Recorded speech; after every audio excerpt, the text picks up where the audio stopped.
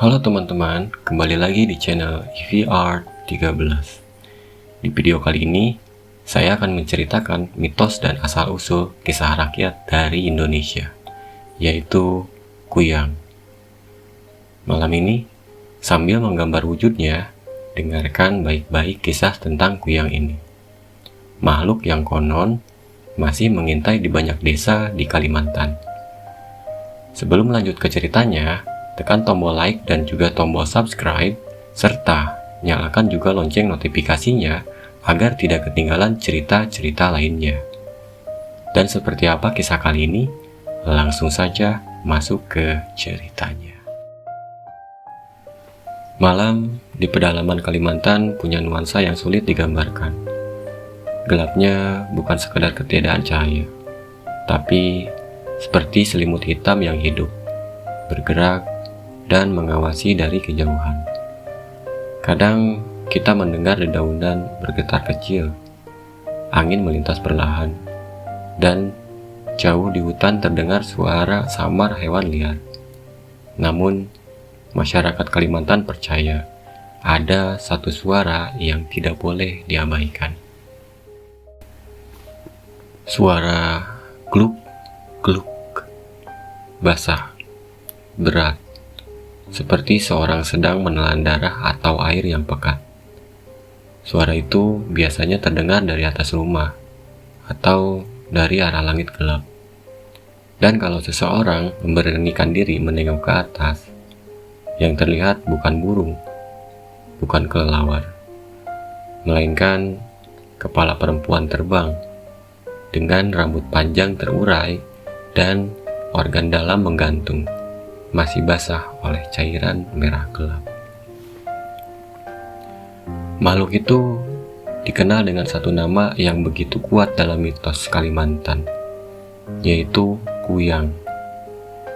Hari ini kita akan menelusuri asal-usulnya, versi-versi ceritanya, kesaksian warga, bagaimana ia digambarkan, bagaimana orang Kalimantan menangkalnya, dan yang terpenting, mengapa makhluk ini tetap hidup dalam cerita rakyat sampai sekarang.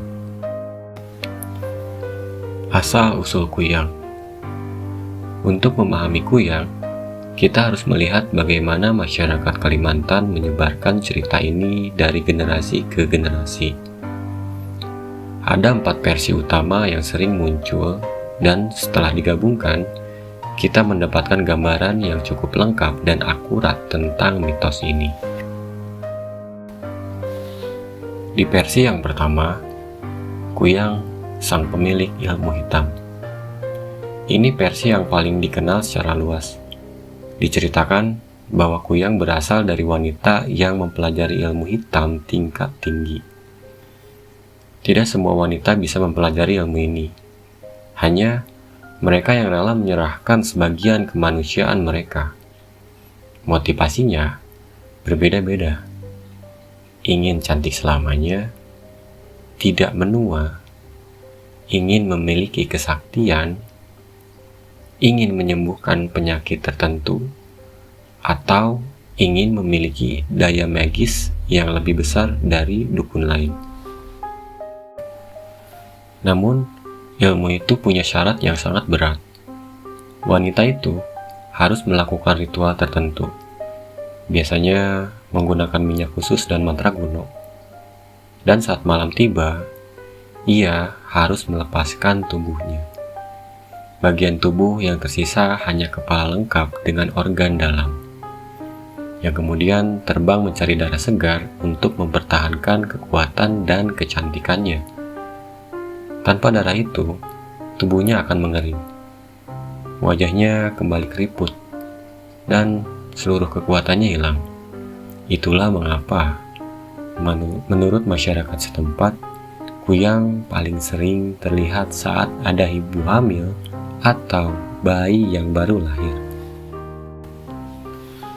Di versi yang kedua, kuyang sebagai makhluk kutukan. Berbeda dengan versi pertama, versi Dayak Ngaju menyebut bahwa kuyang muncul bukan karena pilihan, melainkan karena kutukan. Konon, ada seorang dukun wanita yang salah melakukan ritual persalinan. Ia gagal menyelamatkan seorang ibu, dan rasa bersalah yang mendalam membuat jiwanya rapuh. Roh jahat datang mendekat, menawarkan penebusan, namun sebenarnya menjebaknya. Sejak saat itu, sang dukun berubah menjadi makhluk yang haus darah. Ia tidak menginginkan bentuk itu, tetapi setiap malam tubuhnya berubah dengan sendirinya. Versi ini memandang Kuyang bukan sebagai pelaku, tetapi sebagai korban. Makhluk yang tersesat antara dunia manusia dan dunia roh. Di versi yang ketiga, Kuyang sebagai makhluk penglaris. Ini versi dari Kalimantan Barat. Ada pula yang percaya bahwa Kuyang bukan manusia. Ia adalah entitas pesugihan yang dipanggil lewat ritual tertentu. Pemiliknya bukan orang jahat. Terkadang mereka hanya pedagang atau pemilik usaha yang terdesak. Kuyang dipercayai bisa mendatangkan pelanggan, melindungi usaha, bahkan menjaga ladang dari hama. Namun, sebagai gantinya, Kuyang harus diberi makan darah segar. Jika pemiliknya tidak memberi, Kuyang akan mencarinya sendiri. Dan makhluk ini tidak pilih-pilih korban. Ia akan mendatangi rumah terdekat dengan aroma darah atau ari-ari bayi. Di versi yang keempat, Kuyang adalah keturunan. Versi ini jarang diungkap secara terbuka. Cerita beredar bahwa ada keluarga tertentu yang memiliki garis keturunan Kuyang. Bukan berarti seluruh anggota keluarga akan berubah menjadi Kuyang, tetapi dalam tubuh mereka terdapat tanda tertentu sejenis benih gaib. Jika wanita dalam garis keluarga itu melakukan ritual tertentu, meski tanpa sengaja, benih itu akan aktif dan mereka bisa berubah. Ini membuat keluarga tertentu di desa-desa Kalimantan mendapatkan stigma. Perempuan-perempuan dari keluarga ini sering dihindari sebagai calon istri karena masyarakat takut garis itu diturunkan ke anak mereka. Sekarang kita masuk ke ciri-ciri Kuyang. Meski versi asal-usul berbeda, seluruh daerah sepakat pada ciri fisiknya. Yang pertama, hanya berupa kepala yang terbang. Kuyang dikenal sebagai makhluk yang meninggalkan tubuhnya, lalu terbang hanya dengan kepala, rambut panjang, dan seluruh organ dalam yang menjuntai. Dari kejauhan, ia tampak seperti cahaya merah yang bergerak cepat. Yang kedua, organ dalam yang menggantung dan masih basah. Ketika terbang, organ-organ itu meneteskan cairan merah, meninggalkan suara seperti pluk, pluk, pluk setiap kali salah satu organ menyentuh benda. Yang ketiga, bau amis yang sangat kuat. Kehadirannya hampir selalu disertai bau amis, seperti darah segar atau daging mentah. Banyak saksi mengatakan bau ini muncul beberapa detik sebelum Kuyang terlihat. Yang keempat, mata merah yang menyala dalam gelap. Kuyang sering digambarkan memiliki mata merah menyala, kadang seperti bara api, kadang seperti cahaya yang tidak berasal dari pantulan apapun. Yang kelima, suara sayap yang tidak seperti sayap burung. Ia tidak punya sayap, namun ketika melayang, terdengar suara seperti kain basah diseret, atau seperti hembusan angin yang berat. Yang keenam, mengincar darah segar. Mangsa utamanya adalah ibu hamil, bayi baru lahir, dan darah manusia. Konon, itulah sumber energi yang ia butuhkan setelah meninggalkan tubuh aslinya. Yang ketujuh, bisa menirukan suara bayi. Ini ciri yang paling membuat bulu kuduk berdiri. Kuyang dipercaya bisa meniru suara tangisan bayi. untuk memancing ibu-ibu keluar rumah pada malam hari. Yang kedelapan, tidak kuat dengan garam, bawang putih, duri, dan api. Aroma tajam dan benda-benda ini dipercaya bisa membuat kuyang menjauh atau terluka. Yang kesembilan, tubuh asalnya disembunyikan. Ketika kepala kuyang terbang, tubuh aslinya akan dibiarkan tergeletak, biasanya bersembunyi di tempat sepi, seperti gudang, gubuk bambu, atau hutan kecil. Jika tubuh itu ditemukan dan dilukai, kuyang akan terluka juga. Yang ke-10, berwujud manusia di siang hari. Ini yang membuatnya sulit dikenali. Siang hari, ia hanyalah perempuan biasa. Sering tampak pucat, lemah, atau mudah lelah. Kadang wajahnya cekung seperti kurang darah. Sekarang kita masuk ke bagian yang paling banyak diceritakan oleh masyarakat Kalimantan atau kesaksian mereka. Dan menariknya, meski datang dari daerah berbeda, pola ceritanya mengerikan karena sangat mirip. Kisah yang pertama, kuyang di atap rumah bidan. Ini adalah cerita yang paling sering diceritakan ulang. Seorang bidan tua pernah berjaga malam untuk merawat ibu melahirkan. Saat itu, listrik desa padam. Hanya lampu minyak yang menerangi ruangan. Di tengah malam, suara pluk, pluk, pluk terdengar di atas rumah. Awalnya, ia mengira itu tikus. Tapi suara itu terlalu berat, terlalu basah. Ketika ia mengintip jendela, ada bayangan kepala melayang dengan rambut panjang menggerai, menempel di dinding papan rumah seperti sedang mendengarkan sesuatu di dalam. Bidan itu bergegas mengambil sapu lidi, menggesekkan ujungnya ke lantai sambil mengucapkan doa. Bayangan itu langsung terbang menjauh. Tapi yang paling diingat sang bidan adalah bau amis yang tertinggal di udara, seperti darah segar yang baru dikeluarkan. Kisah yang kedua, kisah dua penjaga malam yang dikejar kuyang. Dua warga jaga malam di sebuah kampung mengaku melihat sesuatu yang mereka pikir kain terbakar melayang di kejauhan. Saat mereka mendekat, mereka sadar itu bukan kain, melainkan organ dalam berkilat oleh cahaya bulan, bergerak cepat seperti diambai angin. Kepala itu terbang rendah, mencari bau darah. Para penjaga lari terbirit-birit ke pos, membunyikan kentongan kampung. Dan ketika warga keluar, makhluk itu melesat ke arah sungai, lalu menghilang seolah lenyap ke dalam kabut. Beberapa hari setelah kejadian itu, ditemukan tubuh seorang perempuan tertidur di gubuk bambu dengan wajah pucat dan perut kempis, tanda tubuh asli kuyang yang ditinggalkan makhluknya semalaman.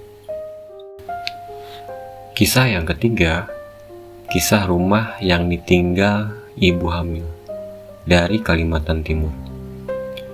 Satu keluarga di sebuah desa terpencil membawa ibu hamil pergi ke rumah saudaranya karena terlalu sering diganggu sesuatu di rumah lama mereka.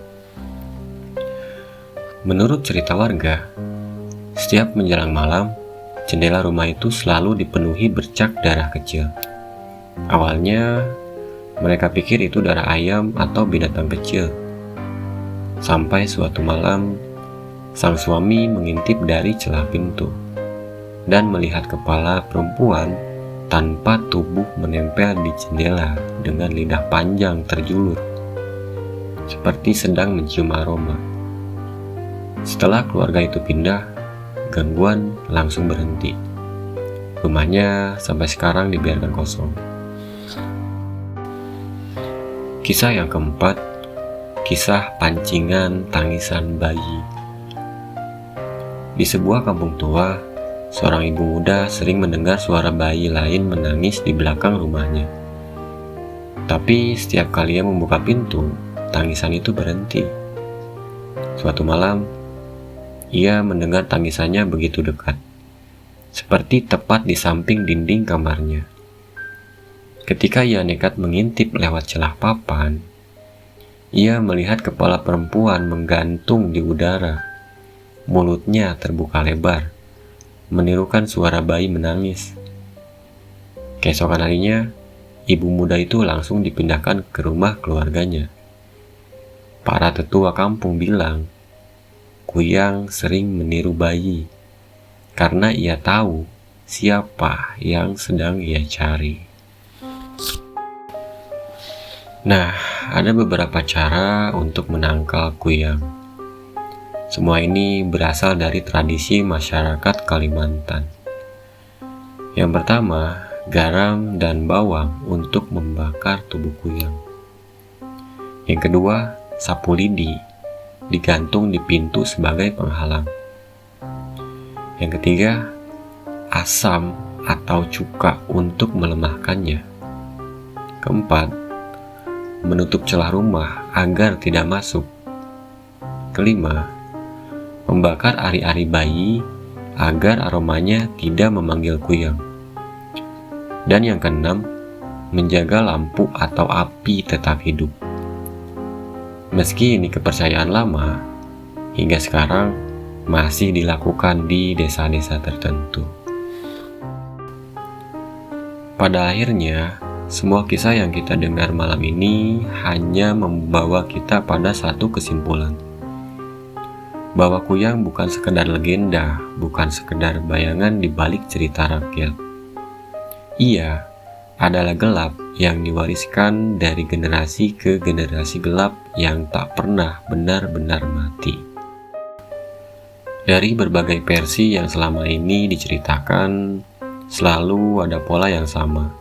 Ia bermula dari seorang manusia, tapi berubah menjadi sesuatu yang tak lagi bisa disebut manusia. Sebuah makhluk yang rela membuang tubuhnya, mengikis identitasnya, dan hanya menyisakan kepala yang terbang dengan organ menggantung. Memburu darah sebagai satu-satunya cara untuk bertahan hidup. Kisah-kisah para saksi pun selalu terdengar nyaris serupa. Terdengar suara basah di atap rumah, cahaya merah samar di tengah gelapnya hutan, atau bayangan kepala melayang yang bergerak terlalu cepat untuk dicerna mata manusia. Tak ada satupun dari mereka yang benar-benar bisa melupakannya. Karena teror kuyang bukan teror yang sekedar dilihat, tetapi teror yang menempel di ingatan. Dan cara-cara diwariskan untuk menangkalnya, seperti sapu lidi, duri, bawang, garam, dan api, hanya membuat kita sadar bahwa sejak dulu, manusia selalu berada dalam posisi bertahan. Kuyang datang ketika kita lengah. Ia pergi sebelum kita sempat mengerti, dan ia selalu bisa kembali kapan saja. Semua versi yang kita rangkum malam ini, baik dari Kalimantan Timur, Kalimantan Selatan, Dayak, atau Banjar, hingga cerita turun-temurun dari desa-desa terpencil, hanya membuktikan satu hal, bahwa di setiap tempat yang menyimpan cerita kuyang, selalu ada seseorang yang pernah merasakan kehadirannya. Dan mungkin, kisah kuyang tidak pernah benar-benar selesai. Ia hanya menunggu seseorang untuk mendengarnya lagi, menceritakannya lagi, atau melihatnya lagi. Jika malam ini kamu merasa sedikit gelisah, atau merasa seperti ada sesuatu yang mengawasi dari sudut gelap ruanganmu, ingatlah satu hal. Legenda seperti ini bertahan lama bukan karena diceritakan, tetapi karena masih ada yang bersumpah pernah mengalaminya. Oke teman-teman, demikian cerita kali ini. Semoga cerita malam ini memberikan kamu pengalaman baru. Cerita ini hanya satu dari sekian banyak misteri Nusantara yang masih bersembunyi di balik bayang-bayang. Apakah kalian punya versi lain dari cerita yang saya bawakan kali ini? Tulis di komentar ya. Dan di video-video berikutnya akan ada lebih banyak makhluk lain, lebih tua, lebih gelap, dan lebih kelam, yang kisahnya menunggu untuk kita buka bersama. Terima kasih sudah mendengar kisah ini sampai akhir. Jika kamu ingin kami mengungkap kisah-kisah lainnya, dukung channel ini dengan like, komen, dan subscribe. Dan sampai jumpa di video berikutnya.